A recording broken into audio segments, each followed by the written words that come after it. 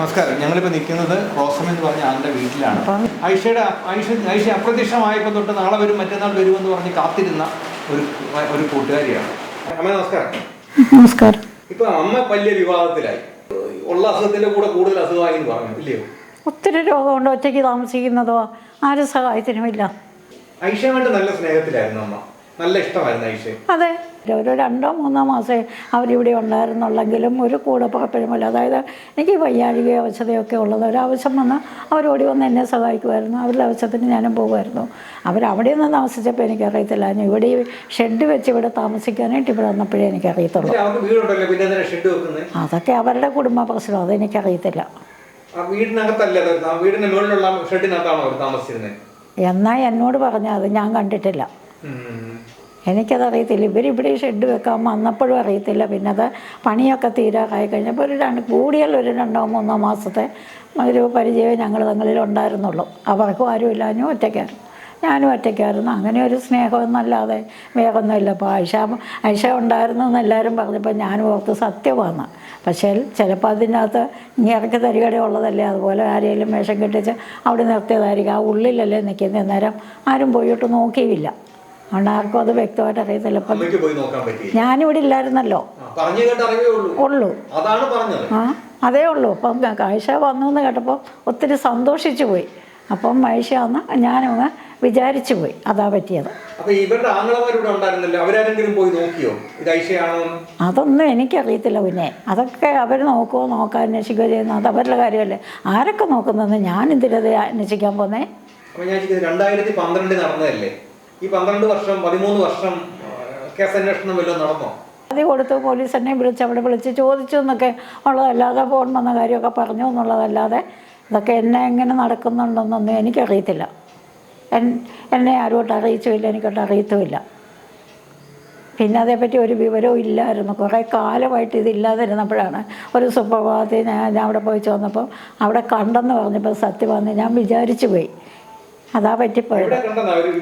അതാ അപ്പുറത്ത് ആ പറമ്പ്, കോഴിക്കോടിൻ്റെ അപ്പുറത്ത് കാട് പിടിച്ച് കിടക്കുന്ന ആ സ്ഥലമാണ് JCB ഉപയോഗിച്ച് തെളിച്ചെന്നാണ് പറയുന്നത്. അവർ രണ്ടുപേരും കൂടെ ചെയ്തെന്നാണ് പറയുന്നത്. അപ്പോൾ പറഞ്ഞ് ആ കൂട്ടത്തിൽ ഐഷ ഉണ്ടായിരുന്നെന്നാണ് ഈ നാട്ടുകാർ മൊത്തം പറഞ്ഞത്. എല്ലാവരും പറഞ്ഞപ്പോൾ ഞാനും വിശ്വസിച്ച് പോയി. പിന്നെ ഇപ്പം എല്ലാവരെയും തെറ്റിദ്ധരിപ്പിക്കാൻ അങ്ങേര് വല്ലവരെ ഐഷയുടെ വേഷത്തിൽ ആരെങ്കിലും നിർത്തിയതാണോ എന്നും അറിയത്തില്ല.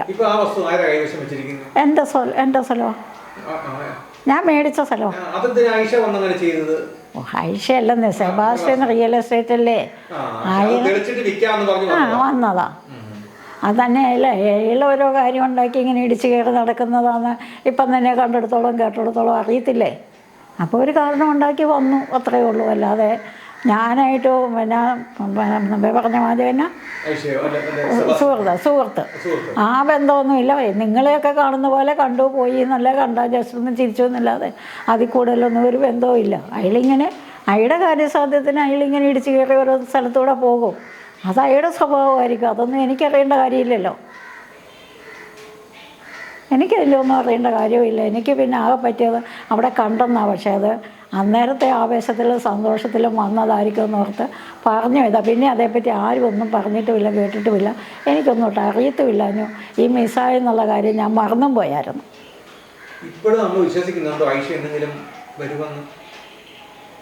വന്നിരുന്നെങ്കിൽ നാശിക്കുന്നുണ്ട്, അതേ ആശിക്കുന്നുള്ളൂ. അല്ലാതെ വരുമെന്നൊന്നും ഉറപ്പൊന്നും പറയുന്നില്ല. അതെ, വന്നിരുന്നെങ്കിൽ എന്ന് മാത്രമേ ഞാൻ ആശിക്കുന്നുള്ളൂ, അല്ലാതെ വേറൊന്നും എനിക്ക് പറയാൻ. ഐഷ പഞ്ചായത്ത് ഓഫീസിലെ ജോലിയായിരുന്നു. എന്നാ ഗവൺമെൻറ് ജോലിയായിരുന്നു, പെൻഷൻ ഉണ്ടായിരുന്നു.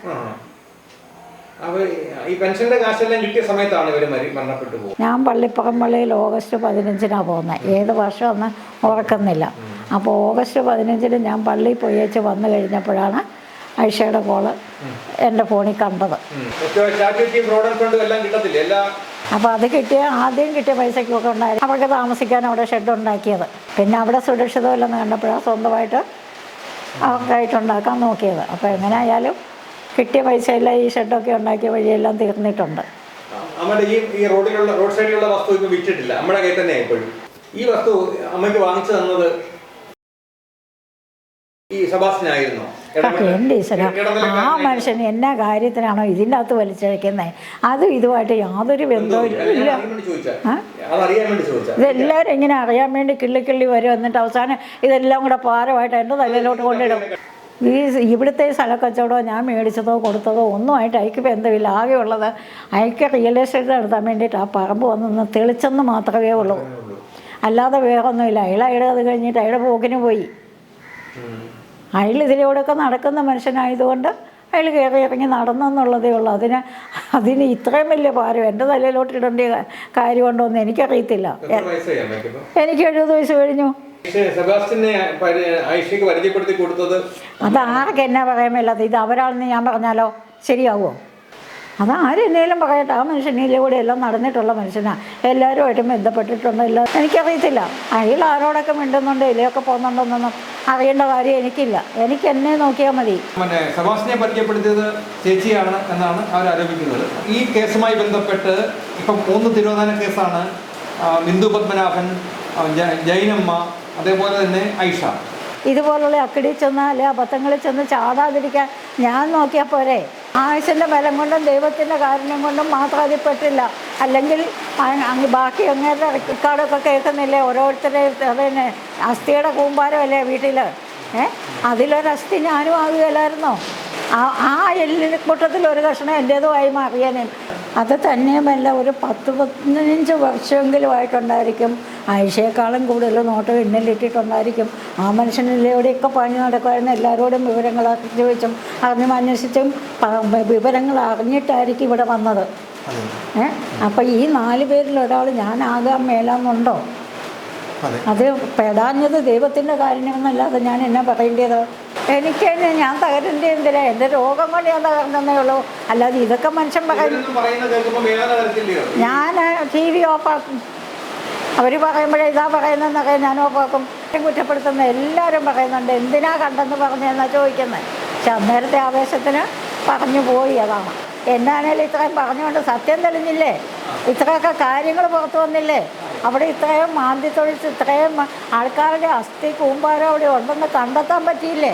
അതായത് ഐഷയുടെ പെൻഷൻ്റെ പൈസ കൊണ്ട് അവിടെ ഷെഡ് ഉണ്ടാക്കിയത് ആങ്ങളയുടെ വീടിൻ്റെ കൂട്ടത്തിൽ. അവരവിടെ ജീവിച്ചോട്ടെന്ന് ഇവർക്ക് വെച്ചാൽ പോരാഞ്ഞോ? അവർക്ക് സമാധാനം കൊടുക്കാഞ്ഞത് കൊണ്ടല്ലേ അവർ വേറെ വീട് അന്വേഷിച്ച് പോയത്. വീടുകളിൽ ഇവരുടെ കൂട്ടത്തിൽ ചേർത്ത് നിർത്തണമെന്ന് കുടുംബത്തിൽ വീട്ടിലുള്ളവർ തീരുമാനിക്കണം. ചേട്ടത്തി, അതായത് ഇവിടുന്ന് സമാധാനം ഇല്ലാഞ്ഞിട്ട് ആ ചേട്ടത്തി അവരുടെ 4 സെൻറ്റിൻ്റെ അകത്തൊരു വീട് വെക്കാൻ അവർ സമ്മതിച്ചു. അതിൻ്റെ ആധാരം നടത്താനാണ് അവർ പൈസ ഉണ്ടാക്കിക്കൊണ്ട് വന്നത്. പക്ഷെ ആധാരം നടത്തുന്നതിന് മുമ്പേ അവർ പോയില്ലേ എന്നൊക്കെ പറയുന്നു. പക്ഷെ ഒന്നും എനിക്കറിയത്തില്ല. ഉണ്ടായിരുന്നായിരിക്കും. ഇത്ര നാളായില്ലേ, ഞാൻ ഓർക്കുന്നില്ല. എനിക്കത് കൂടുതലും നഷ്ടവുമില്ല ലാഭവും ഇല്ല. പിന്നെ പറയുന്നത് അവരുടെ പൈസയ്ക്കാണ് അവിടെ ഷെഡ് വെച്ചത്. അവരവിടെ ജീവിക്കട്ടെന്ന് ഇവർ കണ്ടാൽ മതിയായിരുന്നല്ലോ. വേറെ ഒരു ഷെഡ് വെക്കാനും വേറെ സ്ഥലം മേടിക്കാനും ഒക്കെ ഇവരെ ഓടിച്ചു വിടേണ്ട കാര്യം ഇവർക്കില്ലായിരുന്നല്ലോ. എന്ന് പറഞ്ഞാൽ അങ്ങേര് ഇത് എല്ലാവരും പറയുന്നുണ്ട് ഇവിടെ ഉണ്ടായിരുന്നു ഈ പരിസരത്തോടെയൊക്കെ അങ്ങനെ ചുറ്റിക്കറങ്ങി നടന്നയാളാണ്. അല്ലാതെ ആരും പരിചയപ്പെടുത്തേണ്ട കാര്യമില്ല. അങ്ങേര് തന്നെ വരുന്നയാളായിരുന്നു. അങ്ങനെ വളർന്ന് ചുറ്റിക്കറങ്ങി എല്ലാവരുടെയും വിവരങ്ങൾ അന്വേഷിച്ചുകൊണ്ടിരുന്നയാളാണ്. അങ്ങനെ ഐഷ ജീവനോടെ ഉണ്ടെന്ന് ധരിപ്പിക്കാൻ വേണ്ടിയിട്ടായിരിക്കും ഐഷയോട് ഞാനിവിടെ ഇല്ലാഞ്ഞപ്പോൾ അവരവിടെ തെളിക്കാൻ വന്നതും. അല്ലാതെ ഞാൻ പറഞ്ഞിട്ടൊന്നും അല്ല. അതിൽ ബലമായിട്ട് ഒന്ന് തെളിച്ചതാണ്. ഒരു കാരണം ഉണ്ടാക്കാൻ, ഇങ്ങോട്ട് അടുക്കാൻ ഒരു കാരണം ഉണ്ടാക്കാൻ വേണ്ടിയിട്ടത് ചെയ്തതാണ്. എന്നിട്ടാണ് ഐഷയുടെ വേഷം കെട്ടി ആരെങ്കിലും കൂട്ടത്തിൽ നിർത്തിയതാണോ എന്ന് നമുക്കറിയത്തില്ല. അങ്ങനെയൊക്കെയാണ് അവിടെ സംഭവിച്ചത്. അതിന് മറ്റുള്ളവർ ധരിച്ചിട്ടോ ആവശ്യമില്ലാത്തത് പറഞ്ഞിട്ടോ ഒന്നും കാര്യമില്ല. പിന്നെ ഞാൻ ഇവിടെ ഇല്ലാഞ്ഞോ വന്നപ്പോൾ എല്ലാവരും ആവശ്യമുണ്ടായിരുന്നെന്ന് പറഞ്ഞപ്പോൾ ഞാനും അതൊത്തിരി സന്തോഷത്തോടെ സ്വീകരിച്ച് ആൾ വന്നല്ലോ എന്ന് ഓർത്ത്. അതുകൊണ്ട് ഞാനങ്ങനെ പറഞ്ഞു പോയതാണ്. അത് വിറ്റ് തരാമെന്ന് പറഞ്ഞിരുന്നു ആ വസ്തു? വിറ്റ് തരാമെന്നൊക്കെ പറയുന്നുണ്ട്. പക്ഷെ പുള്ളിയുടെ കണക്കൂട്ടൽ വേറെയല്ലേ. പുള്ളിക്ക് ഇവിടെ കയറി പറ്റണം. പുള്ളി ഇങ്ങനെ ചുറ്റിക്കറങ്ങി എൻ്റെ വിവരങ്ങളൊക്കെ അറിഞ്ഞ് അപ്പം അങ്ങേരിങ്ങനെ ഒത്തിരി പേരെ കൊണ്ടുപോയിട്ടില്ലേ. അതുപോലെ ഏതെങ്കിലും തരത്തിൽ കസ്റ്റഡിയിലാക്കാനായിരിക്കും നോക്കിയത്. അത് കിട്ടിക്കാണുകയില്ലായിരിക്കും. അതല്ലാതെ വേറൊന്നും എനിക്ക് പറയാനില്ല. മറ്റുള്ളവരൊക്കെ കിട്ടിയവരൊക്കെ പോയ വഴി പോയില്ലേ. അപ്പം ചുറ്റിക്കറങ്ങി പുള്ളി ന്യൂസ് പിടിച്ചും ബാക്കി മറ്റുള്ളവരോടൊക്കെ ചോദിച്ചും ആളുണ്ടെന്നും അതായതാന്നൊക്കെ ചെയ്യാവുന്നൊക്കെ ഇതൊക്കെ ചെയ്ത് പുള്ളി ഇവിടെ വിലസി നിന്നു. ഒരു തരത്തിലും പിടിക്കപ്പെടാതില്ല. അതുതന്നെ ഇവിടെ വിലസിയതിൻ്റെ ഏറെ ഉദ്ദേശം ആയിഷയുടെ കാര്യം ആരെങ്കിലും ചോദിക്കുകയോ പറയുകയോ ചെയ്യുന്നുണ്ടോ, എന്തെങ്കിലും അന്വേഷിക്കുന്നുണ്ടോ എന്നൊക്കെ അറിയണമെങ്കിൽ ഈ പരിസരത്തൊക്കെ നിന്നാലല്ലേ അറിയത്തുള്ളൂ. അതിനൊക്കെ ആയിരിക്കും നിന്നത്. അതൊന്നും നമുക്കറിയത്തില്ലല്ലോ. ഒരാളുടെ ഉള്ളിലിരിക്കുന്ന എന്നൊന്നും നമുക്കറിയത്തില്ലല്ലോ. ആളിനെ കാണുന്നൊന്നില്ലേ ഉള്ളൂ. അപ്പം ബോധപൂർവം കളിച്ചതായിരിക്കും. അതിന് ഞാൻ വലിയ ആളായി അത് പറഞ്ഞാൽ മതി. കാണുന്ന പോലെയല്ല, അവരും അവരുടെ ഒരാൾ വന്നു എന്ന് പറഞ്ഞിട്ട് ഞാൻ കണ്ടില്ല, ഞാൻ അവരെ അറിയിച്ചില്ലെന്നൊക്കെയാണ് അവരുടെ പരാതി. എനിക്കതേ ഉള്ളൂ. അവർ ഇവിടെ ഉണ്ടെന്ന് ഞാൻ പറഞ്ഞെങ്കിൽ അവർക്ക് പോയി അന്വേഷിക്കാൻ മേലാഞ്ഞോ? അവർ വിളിച്ചാൽ കേൾക്കുന്ന ദൂരത്തായിരുന്നു. ഒരു ദിവസം മുഴുവൻ ഉണ്ടായിരുന്നെന്നും പറയുന്നു, ഞാനിവിടെ ഇല്ലായിരുന്നു. അവരിവിടെ ഉള്ളവരല്ലേ, അവർക്ക് പോയി ഒന്ന് പോയെന്ന് ഉറപ്പ് വരുത്താൻ മേലായിരുന്നോ? അത് ചെയ്യേണ്ടത് അവരുടെ ആവശ്യമില്ലാഞ്ഞോ? എന്നിട്ട് ഞാൻ ഉറപ്പ് ചെന്നോ, ഞാൻ സ്ലാബിൻ്റെ കീഴിട്ടെന്നോ അതും ഇതുമൊക്കെ പറഞ്ഞിട്ട് വല്ല കാര്യമുണ്ടോ? അന്വേഷിക്കാഞ്ഞത് ഉത്തരവാദിത്വം അവർക്കായിരുന്നു, അത് ചെയ്യേണ്ടത് അവരായിരുന്നു. ആയിഷയുടെ മക്കളും എല്ലാം വന്ന് അമ്മ കണ്ടായിരുന്നു. എങ്ങനെ? ആയിഷയുടെ മക്കളോ എല്ലാം വന്ന് ചോദിക്കുക പറയുക ചെയ്തായിരുന്നു? എന്നോട് ആരും ഒന്നും ചോദിക്കാനോ പറയേണ്ട കാര്യമില്ലല്ലോ. എനിക്ക് അവരോട്ട് അറിയത്തുമില്ല. അത് തന്നെയുമല്ല, അതുകൊണ്ട് തന്നെയാണ് ഞങ്ങൾ കൂടുതൽ ചോദ്യങ്ങൾ ചോദിച്ചിട്ട് ഈ ചേച്ചിയെ ബുദ്ധിമുട്ടിക്കാത്തത്. അത് തന്നെയല്ല എനിക്ക് ദൈവത്തിനോട് നന്ദി പറയാനുള്ളതെന്ന് പറഞ്ഞാൽ ആ എല്ലും കൂനേൽ ഒരു കല്ല് എല്ലും കൂനെ ആകാൻ മേലാഴികയില്ലാഞ്ഞല്ലോ. അവിടുന്ന് ദൈവം പരിപാലിച്ചില്ലേ? ഞാൻ ഒറ്റയ്ക്കല്ലേ? എപ്പോൾ എവിടെ വേണേലും എന്ത് സംഭവിക്കാവുന്ന ഒരവസ്ഥയെന്ന് ഇതുവരെ കാത്തു പരിപാലിച്ചു. ഇനിത്തെ കാര്യം അറിയത്തില്ല, അതല്ലേ പറയാൻ പറ്റുള്ളൂ. ഇപ്പം പോലീസുകാർ ചോദിച്ചപ്പോഴും അബദ്ധം പറ്റിയതാ, വായിന്നറിയാതെ വന്നു പോയതാന്ന് അവർക്ക് മനസ്സിലായി. അവരത് തിരുത്തി തന്നെച്ചാൽ പോയെ. അതുകൊണ്ട് അതിനൊന്നും കുഴപ്പമൊന്നുമില്ല. പിന്നെ ഇപ്പം വായിന്ന് അബദ്ധമല്ല, പക്ഷേ ഉണ്ടെന്ന് വിചാരിച്ചു പോയി, അതാ പറ്റിയത്. ആയിഷ എന്നെ വിളിച്ചെന്ന് പറഞ്ഞു, അവരാരെയും വിളിച്ചില്ലെന്നുള്ളതൊക്കെ അവരുടെ സങ്കടം. പക്ഷേ എന്നതേലും അബദ്ധത്തിൽ പറ്റിയപ്പോൾ എങ്ങനെയും രക്ഷയ്ക്ക് വേണ്ടിയിട്ടായിരിക്കുമല്ലോ വിളിച്ചത്, അല്ലേ? അവരെ വിളിക്കാമായിരുന്നെങ്കിൽ അവരെ വിളിക്കുകയല്ലായിരുന്നോ? അവസാനം വിളിച്ച ചേച്ചിയാണ്. അതെ, അത് ഫോൺ ഓണാക്കി കഴിയുമ്പോഴത്തേന് ആരെങ്കിലും വന്ന് ഫോൺ മേടിച്ചാൽ പിന്നെ പറയാൻ പറ്റുമോ? എങ്ങനെയോ കൈ ഫോൺ കിട്ടിയപ്പം വിളിച്ചതാണ്, പക്ഷേ ഒന്നും പറയാൻ പറ്റിയില്ല. അതായത് ഞാൻ പറഞ്ഞല്ലേ, ഞാൻ പള്ളിയിൽ പോയിച്ച് വന്നപ്പോഴാണ് 3 കോള് കിടക്കുന്നത്. അത് കണ്ടുകൊണ്ട് ഞാൻ തിരിച്ച് വിളിച്ചിട്ട് എടുത്തില്ല. പിന്നെ കുറേ നാളത്തേന് ആ ഫോണും കൊണ്ട് നടന്നല്ലേ വിളിക്കുന്നേ, നമ്മളെയൊക്കെ വിളിക്കുന്നത്. പിടിക്കാമായിരുന്നു. ഇവിടെ തന്നെ ഉള്ള ആളല്ലേ, ഇവരല്ലേ മുസ്ലിങ്ങൾ ഇഷ്ടംപോലെ ഉള്ളവരല്ലേ, അവർക്കൊരു വണ്ടി എടുത്ത് പോയി ഒന്ന് അന്വേഷിച്ചാലും മതിയായിരുന്നല്ലോ. അവരന്നത് ചെയ്യാഞ്ഞ എന്തുകൊണ്ടാണ്? ഇപ്പം ഈ വിഷയമൊക്കെ കേൾക്കുന്ന അവിടെ ഇത്രയും ഇവരെ ജീവനോടെ എന്നൊക്കെ ചെയ്തിട്ടുണ്ടെന്ന് അറിയാൻ പറ്റുമോ? അവരെന്തൊക്കെ അനുഭവിച്ചിട്ടുണ്ടെന്ന് ആർക്കറിയാം? അവരാ സമയത്ത് ആ വിഷമത്തിൽ പ്രാഗീത് മുഴുവൻ ഇവരെ ആയിരിക്കും ആണല്ലോ നമുക്ക് പറയാൻ പറ്റുമോ? ഇവർ കാരണമല്ലേ ഇത്തരം കാര്യങ്ങളുണ്ടായത്. അതുകൊണ്ടായിരിക്കുമല്ലോ ആ നല്ല പ്രായത്തിൽ, കൂടിയാൽ 22 അല്ല 23 അവരതുപോലെ അനുഭവിച്ച് കാണും. ജീവനോടെ ഒരാളുടെ കൈ പെട്ടതല്ലേ, ഇത്രയും പ്രായമുള്ളവർ തള്ളയല്ലേ, എന്നൊക്കെ കാണിച്ചിട്ടുണ്ടെന്ന് ആർക്കറിയാം. അതെല്ലാം അവരനുഭവിച്ച് കാണുമെന്ന് എന്തേരം മറ്റുള്ളവരെ ഇതിൻ്റെ കാരണക്കാരെ എന്തേരം പ്രാഗിയിട്ടുണ്ടെന്നൊന്ന് ആലോചിച്ച്. ഫോൺ ഓഫാക്കി വെക്കും, TV ആണെങ്കിലും ഞാനത് ഓഫാക്കി വെക്കും. എനിക്ക് സത്യം അറിയാമല്ലോ, ഇല്ലേ? ഞാനതറിഞ്ഞാൽ പോരെ. പിന്നെ പോലീസിന് സത്യം അറിയാം. പിന്നെ ഇപ്പം ചാനലുകാരെന്നാ പറഞ്ഞാൽ. കൂടുതൽ വാർത്തകളും വിശേഷങ്ങളും നിങ്ങൾക്ക് ലഭിക്കാൻ കേരളീയം ന്യൂസ് സബ്സ്ക്രൈബ് ചെയ്യുക. കൂടെ ബെൽ ബട്ടണും അമർത്തുക.